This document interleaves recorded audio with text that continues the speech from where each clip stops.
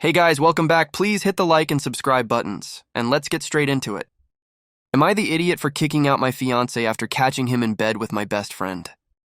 My name is Sarah, a 29-year-old graphic designer, and this is the story of how my seemingly perfect life turned upside down. I had been with my fiancé, Mark, for 5 years.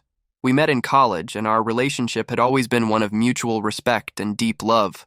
Mark was charming, attentive, and supportive, and I felt incredibly lucky to have him in my life. We got engaged last year, and the wedding planning was in full swing, a dream I had cherished since childhood. My best friend, Jenna, has been my confidant since high school.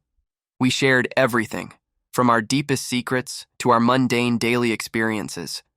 Jenna was also close to Mark. They got along well, and I loved how my two favorite people in the world could enjoy each other's company.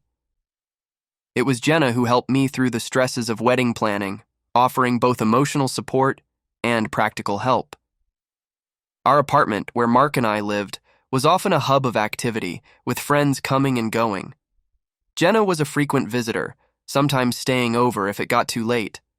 I never had a reason to doubt her or Mark. Their friendship seemed as straightforward and platonic as any could be.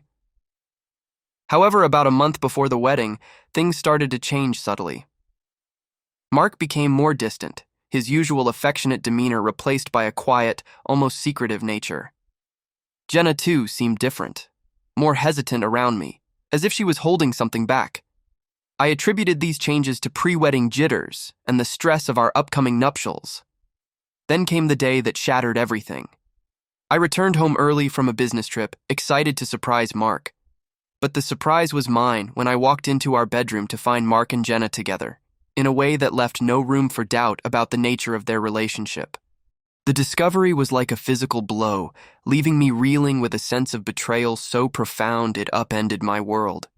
Walking into that bedroom, seeing Mark and Jenna together, was a moment frozen in time.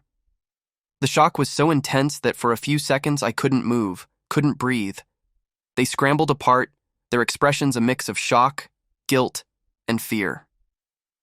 Mark stammered apologies, his words tumbling out in a panicked rush, while Jenna, my best friend for over a decade, couldn't even meet my eyes. I remember backing out of the room, my mind a whirlwind of disbelief and pain. The two people I trusted most had betrayed me in the most intimate way possible. I felt a surge of emotions, anger, sadness, disbelief, all crashing over me like a tidal wave. I couldn't stay there, not even for a moment longer.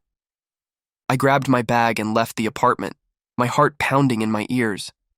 The hours that followed were a blur. I drove around aimlessly, trying to process what had just happened.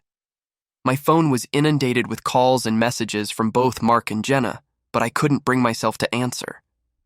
The thought of hearing their voices, their excuses, was unbearable. Eventually, I found myself at my sister's house. She was shocked as I recounted the events, offering me a shoulder to cry on and a place to stay. That night, I lay awake, replaying the scene over and over in my mind, each time feeling a fresh stab of betrayal. The next day, I knew what I had to do. I couldn't look past such a betrayal, not from my fiancé and certainly not from my best friend. I called Mark, my voice steady despite the chaos inside. I told him the wedding was off and that I wanted him to move out of the apartment. It was one of the hardest things I've ever had to do, but in that moment, I knew it was the only way I could start to heal from this deep wound they had inflicted. In the weeks following the devastating discovery, my life felt like it was in a state of suspended animation. The process of untangling my life from Mark's was painful and complex. He moved out of our apartment, a place now filled with memories I wished I could erase. The wedding, which had been a source of so much joy and anticipation, was canceled, and I had to navigate the awkward and painful process of informing friends and family. The fallout was immense. Mutual friends were shocked and divided. Some couldn't believe what Mark and Jenna had done. Others seemed unsure of how to support me. As for Jenna, she tried to reach out, to explain, to apologize, but I couldn't bring myself to face her. The betrayal was too deep, the wound too fresh. Losing my best friend and my fiancé at the same time was a double blow that left me reeling.